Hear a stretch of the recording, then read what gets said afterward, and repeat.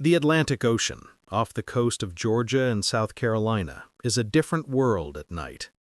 Under a moonless sky, it becomes an infinite black plain, its surface distinguishable from the heavens only by the faint, phosphorescent shimmer of bioluminescence in the wake of a ship. On the night of February 5, 1958, this darkness was broken by a single, struggling point of light, the fiery exhaust of a jet engine in distress. The aircraft was a U.S. Air Force B-47B Stratojet, call sign Ivory 2. It was a sleek, six-engine beast, a spearhead of strategic air command, designed to carry the promise of nuclear annihilation deep into the heart of the Soviet Union. Tonight, however, it was not a spear. It was a wounded bird. It was limping home to its base at Homestead Air Force Base in Florida, its airframe shuddering, one engine dead, another feathered and useless, and its fuel gauges dipping toward empty. Inside the pressurized cabin, the air was thick with the smell of sweat, hydraulic fluid, and fear. The crew of three, pilot, co-pilot, and navigator, were performing a desperate ballet of checklist items and muttered curses, their faces lit by the eerie greenish glow of the instrument panel. But the damaged engines and the dwindling fuel were not the primary source of their terror. The true, chilling weight of their predicament was secured in the bomb bay behind them. Nestled in its rotating shackle was a Mark 15 thermonuclear bomb, codenamed Zucchini. It was a cylinder of polished steel and ominous curves, weighing over 7,600 pounds. Inside its core was a fission design, a demonic Russian nesting doll of destruction with a yield of 1.69 megatons, over 100 times more powerful than the weapon that destroyed Hiroshima. It was fully armed. Its plutonium pit was in place. Its conventional explosives, designed to crush the pit to criticality, were live. Only a series of intricate mechanical and electrical safeties, known as permissive action links in later years, stood between it and Armageddon. And the city killer was now strapped to a crippled aircraft that was about to attempt a landing. As the faint twinkling lights of the Georgia coastline emerged from the blackness ahead, the pilots ran the numbers again. The B-47 was a heavy aircraft under the best of circumstances. Now, with asymmetric thrust and the colossal dead weight of the Mark 15, their landing weight was far beyond the maximum safe limit. To attempt a touchdown would likely mean a catastrophic failure of the landing gear, a fireball skidding down the runway, and the potential dispersal of the bomb's plutonium core, or worse, a nuclear detonation triggered by the impact. The pilot, Major Howard Richardson, a veteran with thousands of hours, made the only call he could. He contacted Homestead Approach Control, his voice steady but strained over the radio. "Homestead, Ivory 2, we are declaring an emergency. We have structural damage, multiple engine failures, and we are too heavy to land with our current stores. Requesting permission for a jettison over water." There was a long pause, filled with static. The controller's voice, when it came back, was tight. "Ivory 2, confirm you are requesting a weapons jettison." "Affirmative, Homestead. We have a special store that must be released before we can attempt landing." Another pause, longer this time. The request was climbing a chain of command that stretched all the way to the Pentagon. Finally, the authorization came, a terse, bleak order that would echo for decades. "Ivory 2, you are cleared to jettison store in designated safe area. Proceed to point Juliet Tango. Godspeed." Somewhere below, in the cold, dark, and unimaginably deep water of the Atlantic, an event was about to unfold that would be buried under layers of classification, denial, and official silence. The United States was about to lose a thermonuclear bomb, and for the next half-century it would pretend, with the full force of its government, that it never happened. The mission, designated Sea Lion, had begun 12 hours earlier with the mundane ritual of a pre-dawn briefing at Hunter Army Airfield in Savannah, Georgia. It was a routine mock strike training flight, one of hundreds conducted each month by SAC to keep its crews razor-sharp. The Cold War was at its frosty peak. The Soviets had launched Sputnik the previous year, a beeping orb of technological humiliation that screamed American vulnerability. SAC's motto, "Peace is our profession," was a thin veneer over a doctrine of relentless readiness for total war. Major Richardson, his co-pilot Captain Robert Lagerstrom, and navigator Captain Leland Woolard were seasoned professionals. Their aircraft, B-47B serial number 51239, was loaded for a simulated attack profile. In its bomb bay was the Mark 15. On this training mission, it was inert, meaning its nuclear capsule, the fissile heart, was not installed. But the rest of it, the high-explosive lenses, the detonators, the fusion secondary stage, was very much real. It was a shape, a realistic training weight, but one that could, with the insertion of the capsule, become the real thing in minutes. The crew treated it with the respect it demanded. The flight plan was straightforward. Take off from Savannah, fly a racetrack pattern several hundred miles out over the Atlantic, practice radar bombing runs on simulated targets, and return home. It was a long, monotonous drill, a test of endurance and procedure.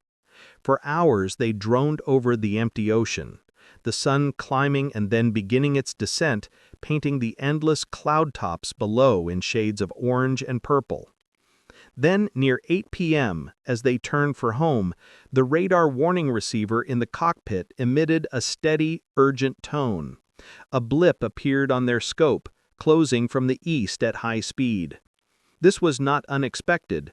Part of the training involved simulated intercepts by Air Defense Command fighters.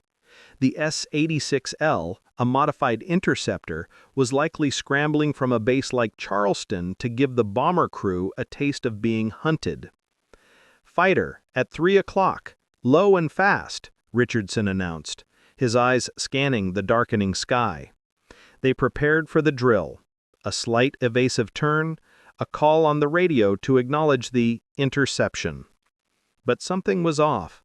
The blip on the radar didn't behave like a pilot practicing a pass. It kept coming, its closure rate terrifyingly high.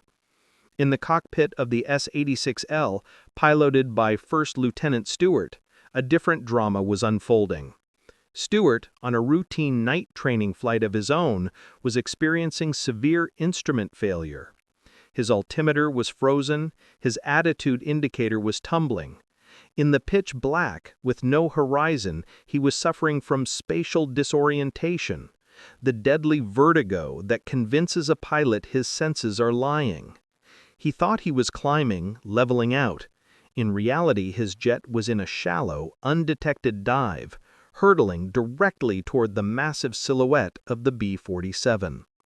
The bomber crew saw the fighter's navigation lights too late. They appeared not as points of light in the distance, but as two streaking red and green meteors emerging from the gloom directly off their right wing. There was no time to scream, no time to react. The sound was not a Hollywood explosion.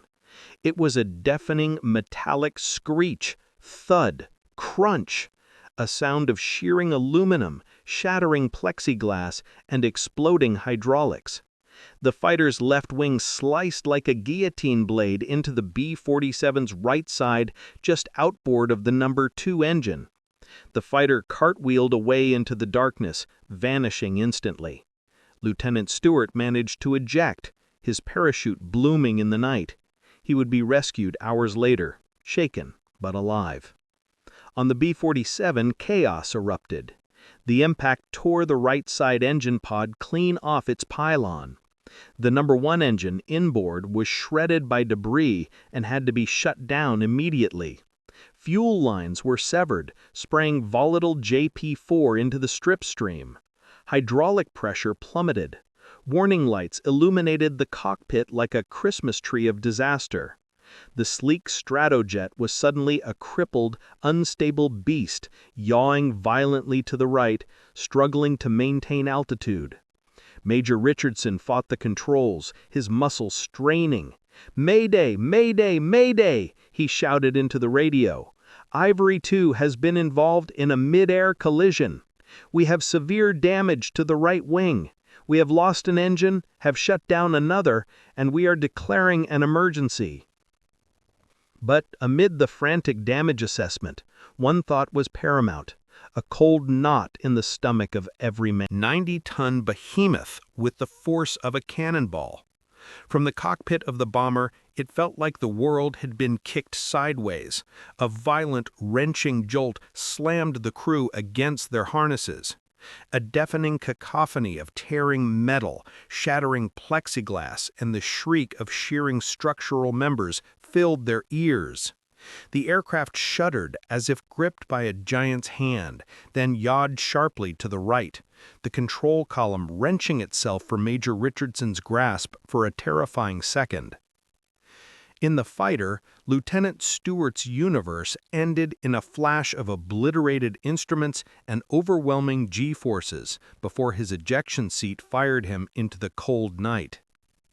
Inside the B-47, amidst the blaring klaxons and the sudden acrid smell of electrical smoke, one image was seared into the minds of the crew: the bomb. The Mark 15, secured in its cradle in the forward bomb bay, had just endured forces it was never designed to withstand. The violent lurch and yaw would have slammed the multi-ton weapon against its restraints, stressing the metal shackles to their limit and sending shock waves through its intricate internal assembly.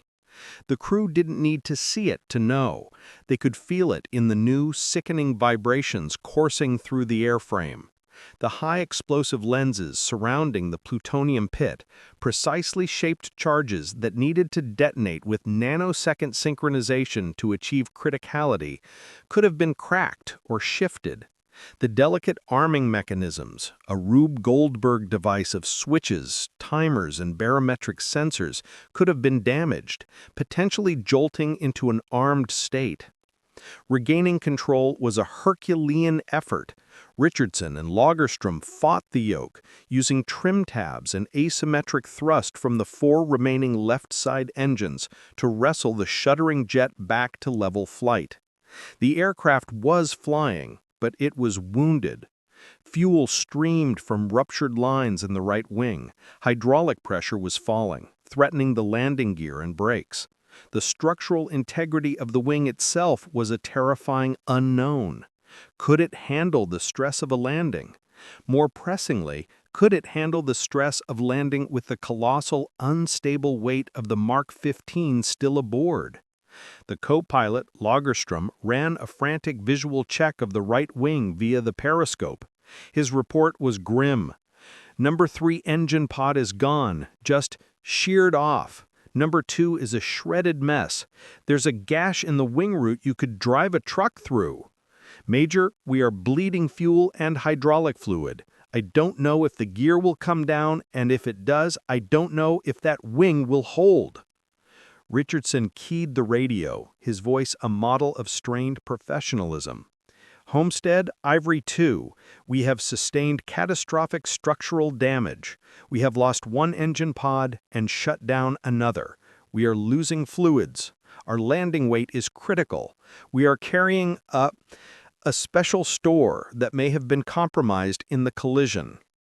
The silence from Homestead was brief but profound.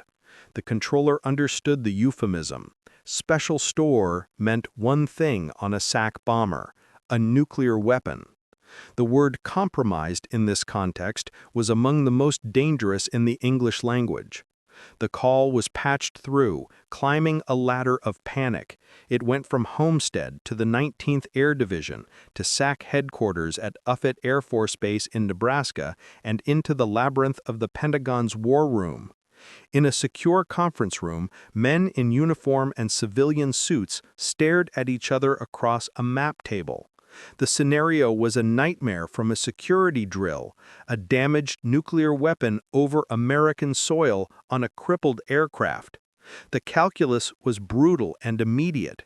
The risk of attempting to land was incalculable. A hard landing could collapse the damaged gear, causing the aircraft to skid, break apart, and ignite its remaining fuel. In that inferno, the conventional explosives in the Mark 15 could cook off. While a full nuclear detonation required a precisely timed implosion, a low-order detonation of the high explosives was a very real possibility. That would not create a nuclear yield, but it would vaporize the aircraft and spew the bomb's radioactive components, plutonium, uranium, tritium, across the coastline of Georgia or Florida in a toxic, carcinogenic plume.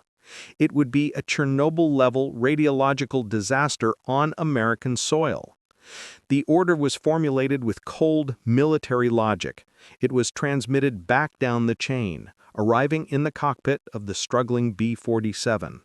The voice from Homestead was stripped of all emotion, a flat electronic decree. Ivory 2, this is Homestead Command. Acknowledge emergency status. You are ordered to jettison the weapon in a safe overwater area. Repeat, you are ordered to jettison. Acknowledge. There were no suggested coordinates, no discussion of depth or water temperature, no safety protocols for a lost nuclear device, just the imperative: get it off the aircraft.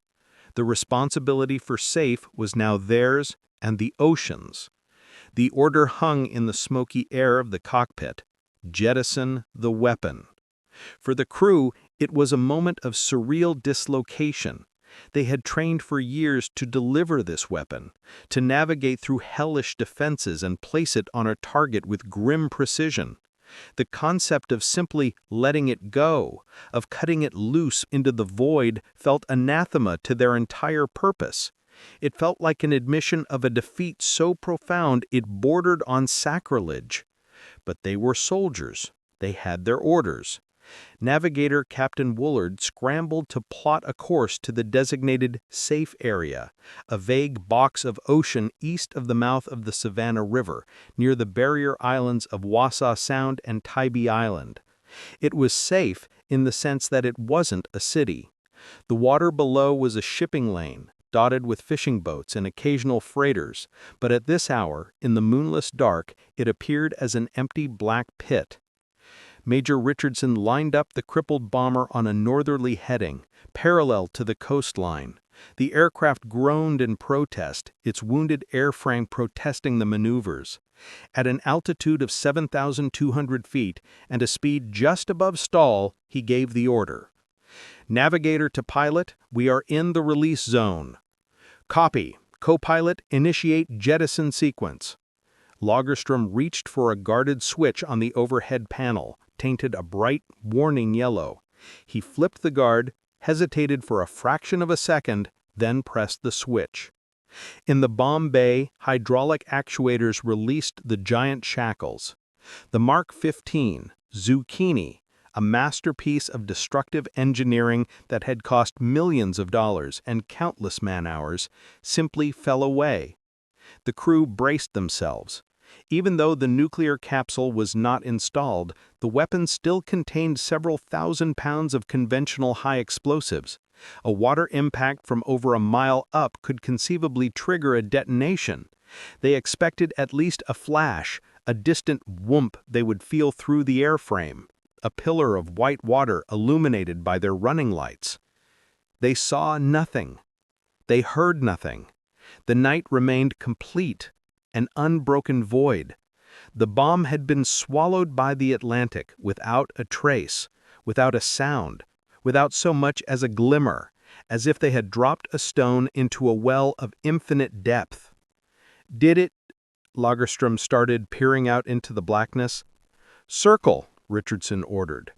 He banked the wounded aircraft into a slow, wide turn, the crew scanning the water desperately. Their landing lights, pitiful against the immensity of the ocean, swept across the featureless waves. No disturbance, no debris field, no telltale oil slick. Nothing. The silence in the cockpit was heavier than the bomb had been. The reality settled upon them like a physical weight. They had just dropped a nuclear bomb into the ocean, and they had absolutely no idea where it was. The precise point of impact was a guess, lost in the darkness, the wind drift, and the chaos of their emergency. The United States Air Force, the most powerful military force on the planet, had lost one of its ultimate weapons. It was now lying on the seabed, somewhere off the coast of Georgia. And as they turned finally for home, lighter now, but burdened with a new, profound dread, the first secret of that night was born. The secret of the missing bomb. Within hours of the B-47's wheels screeching onto the runway at Hunter Airfield, a landing so fraught that the damaged wing nearly collapsed upon touchdown, a different kind of machinery whirred to life. The vast, secretive apparatus of damage control. The crew was debriefed in a windowless room by stone-faced officers from SAC and the Atomic Energy Commission, AEC. Their story was pieced together. Coordinates were estimated based on the navigator's last fix and the pilot's best guess. A search area was drawn on a chart, a sprawling 50-square-mile polygon of ocean east of the mouth of the Savannah River, encompassing the shallow waters of Wassaw Sound and the deeper channels of the Tybee Island shelf. The U.S. Navy's Mine Defense Laboratory in Panama City, Florida, took the lead. This was not a publicity stunt. It was a national security emergency of the highest order. A flotilla was assembled with breathtaking speed. Minesweepers, their hulls fitted with side-scan sonar arrays, began to crawl back and forth across the search grid, painting the seabed with acoustic pulses. The USS Casa Grande, a dock landing ship, served as the command vessel, its decks crowded with specialists and strange bulbous underwater detection gear. The Navy's elite underwater demolition teams, the precursors to the SEALs, were flown in, their divers suited up in heavy copper-helmeted Mark V standard dress, prepared to descend into the murky, cold waters. The operation, classified Bravo Zulu Alpha, BZA, was conducted under a veil of official silence. The public was told only of an aircraft accident and a subsequent training exercise. But on the water, the mood was one of intense, focused anxiety. The sonar operators, staring at the fuzzy green scrolls of their returns, knew what they were looking for: a cylindrical object, roughly 12 feet long and 3 feet in diameter. But the seabed off Tybee is not a smooth, sandy plain. It is a cluttered, chaotic landscape. Ancient river channels have carved deep gullies. The wrecks of wooden schooners and iron-hulled steamers littered the bottom, their skeletal remains creating endless false positives. There are outcrops of limestone, fields of clay nodules, and shifting dunes of sand. Weeks turned into a month. The sonar pinged. Divers, battling strong currents and visibility measured in inches, felt their way along the bottom, their hands encountering rusted anchors, decaying timbers, and the carapaces of giant crabs, but no polished steel cylinder. The sheer weight of the Mark 15, over 3.5 tons, meant it couldn't have drifted far. It should have been a pimple on the ocean floor, yet it remained invisible. One veteran diver, Chief Petty Officer Raymond O'Brien, expressed the growing frustration after a particularly fruitless and dangerous dive in a strong current. Back on the deck of the Casa Grande, shivering under a blanket, he muttered to a reporter from Stars and Stripes who had been given carefully sanitized access. "It's like looking for a building-sized needle in a bottomless haystack. You can't see your hand in front of your face down there. You're feeling in the dark for something that might not even be there, or might be buried under 10 feet of silt. And all the while you're thinking, What if I actually find it? After 70 days, with winter storms making operations increasingly hazardous and the cost mounting into the millions, the search was terminated. The official conclusion, drafted in a secure office in Washington and released in a bland press statement, was a masterpiece of reassuring ambiguity. After an extensive underwater search utilizing the latest naval technology, it has been determined that the non-nuclear components of the weapon lost in the February 5th training incident are not recoverable. The area has been thoroughly surveyed, and the device is assessed to pose no threat to public safety or maritime navigation. Every word was carefully chosen and deliberately misleading. Non-nuclear components implied the danger part was missing. Not recoverable suggested it was gone, not merely unfound. No threat was the ultimate soporific. But in the classified annexes to the report, a very different story was taking shape. The search had failed. The bomb was still down there. And its exact condition, and more importantly, the exact contents of its core, were a terrifying unknown. With the public search called off, a second, longer mission began: the management of truth. For the residents of Savannah, Tybee Island, and the coastal communities of Georgia, the initial news of an aircraft accident had been worrying. Whispers of a lost bomb began to circulate almost immediately, fueled by the sheer scale of the naval activity and the tight-lipped nature of the officials. Local fishermen reported being chased out of the search grid by Coast Guard cutters. The Savannah Morning News ran cautious editorials asking for clarity. The Air Force's public relations machine swung into action with a calm, paternal assurance. Press releases and briefings for local officials hammered home a simple, consistent message. A spokesman standing before a map with a pointer would explain, "The device jettisoned was a training shape. It contained the mechanical casing and ballast, but not the nuclear capsule. Think of it as an empty gun. There is no radioactive material and therefore no danger of contamination or explosion. It is essentially a large, heavy piece of metal on the ocean floor." The mantra was repeated for years, then decades. No capsule, just a casing, inert. It was a soothing story, and for a public eager to believe their government and get on with life in the sunny, growing coastal South, it was largely accepted. The Tybee bomb became local folklore, a curious footnote for tourists, not a pressing threat.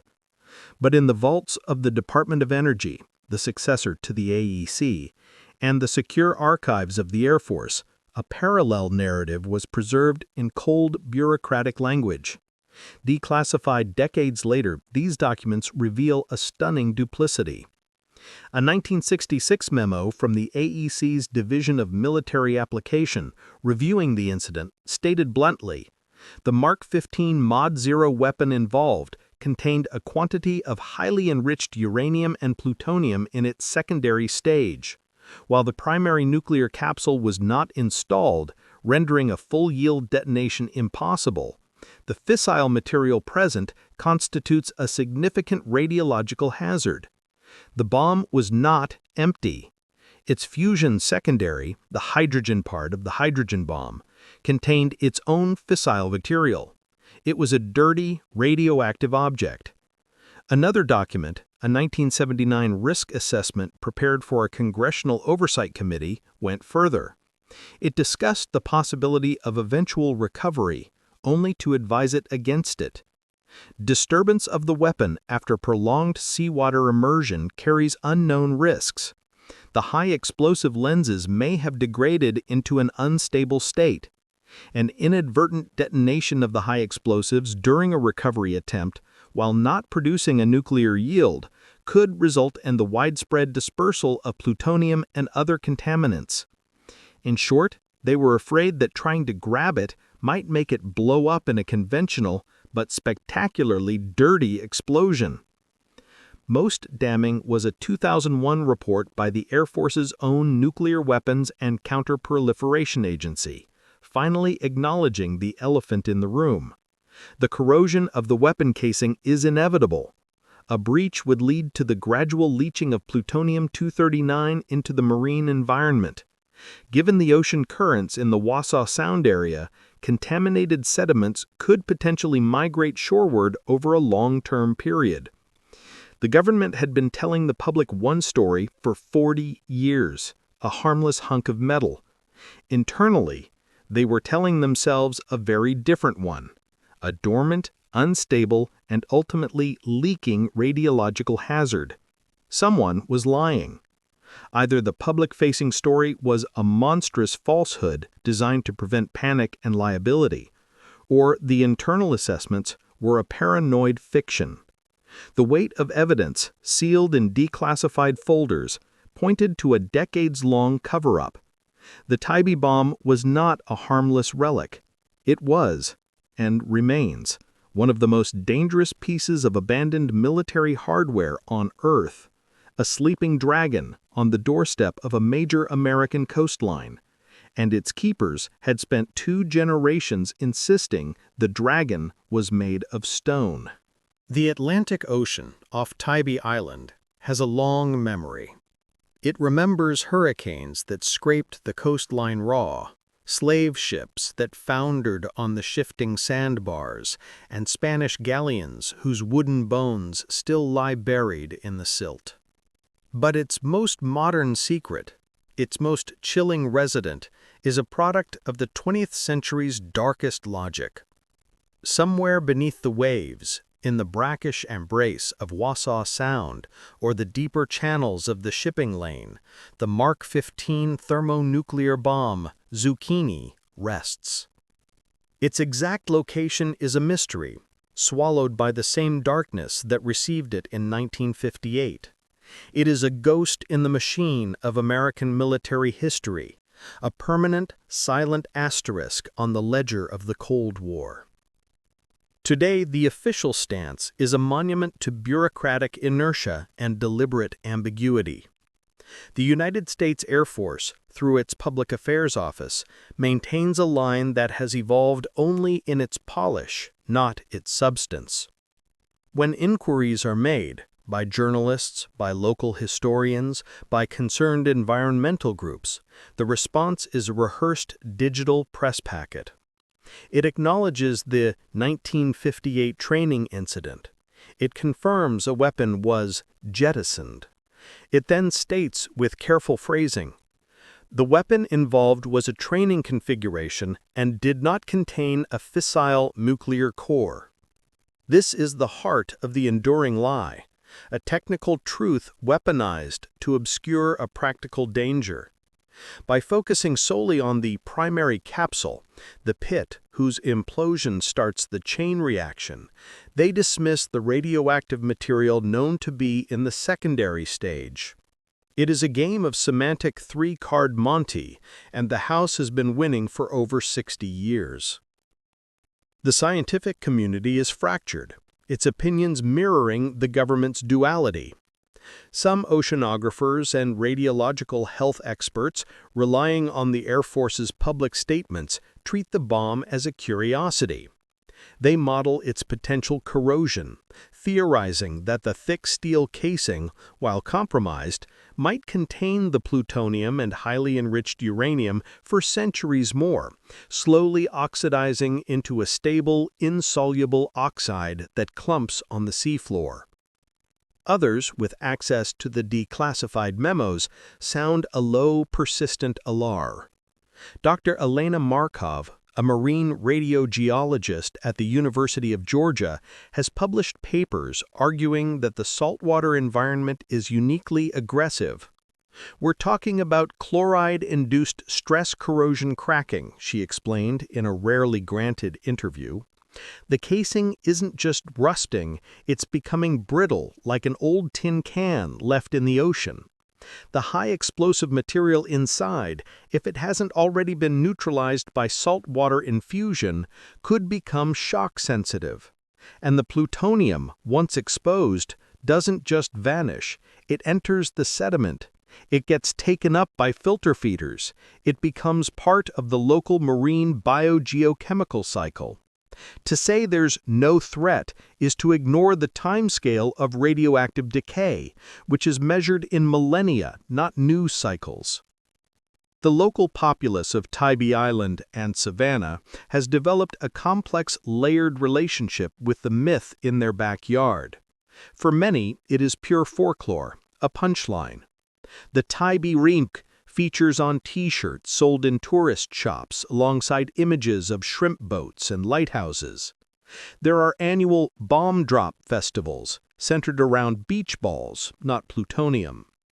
Old-timers in waterfront bars will tell embellished stories to wide-eyed visitors. This normalization is a psychological defense mechanism of the highest order. To live constantly with the knowledge that a city-killing weapon lies in the vacation waters a few miles offshore is untenable. So it becomes a joke, a ghost story, a local character. But beneath the levity, there is a latent anxiety, one that surfaces with every unexplained event. In 2004, a Coast Guard hydrographic survey vessel conducting routine channel mapping detected a large, dense, cylindrical anomaly buried in the sediment about 20 feet deep, 3 miles east of Tybee's beach. The sonar return was clean, solid, and approximately 12 feet long. It was too large to be a pipeline, too symmetrical to be a natural formation. The data was flagged and quietly forwarded. No follow-up survey was authorized. In 2011, a team from the Savannah College of Art and Design, using a small remotely operated vehicle, ROV, to film a documentary on marine life, snagged its tether on an unseen obstruction. The camera, swinging wildly, captured a few blurred frames of what appeared to be a curved metallic surface, pitted and streaked with rust, before the tether broke. The footage was dismissed as likely a ship's boiler. Every now and then, the sea gives a hint. A commercial fisherman hauling in a trawl net finds it strangely heavy, the catch contaminated with an unusual amount of silt that glitters with metallic flakes. A research team measuring background radiation in the sound records a faint, persistent spike in one sector, a spike that drifts and dissipates with the tides, suggesting a source, not a reading error. These events are reported, sometimes even make the local news, and then explained away. A lost engine block, naturally occurring monazite sand, a glitch in the equipment. Maybe it's nothing.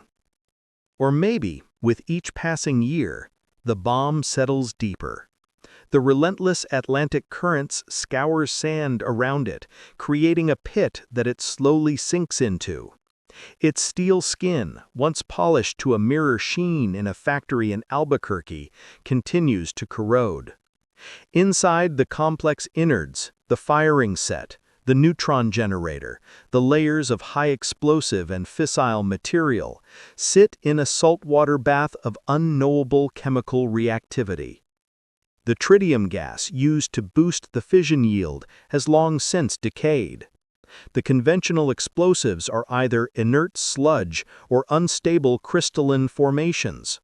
The plutonium pit, if the secondary stage has breached, awaits its eventual slow-motion divorce from the casing. It is a weapon born of the Manhattan Project's fury, refined in the heat of the Cold War, and entrusted to a crew of brave men on a routine flight, and lost in a moment of collision and chaos. It is a symbol of an age when such losses were deemed an acceptable cost of readiness, and their concealment a necessary act of state secrecy.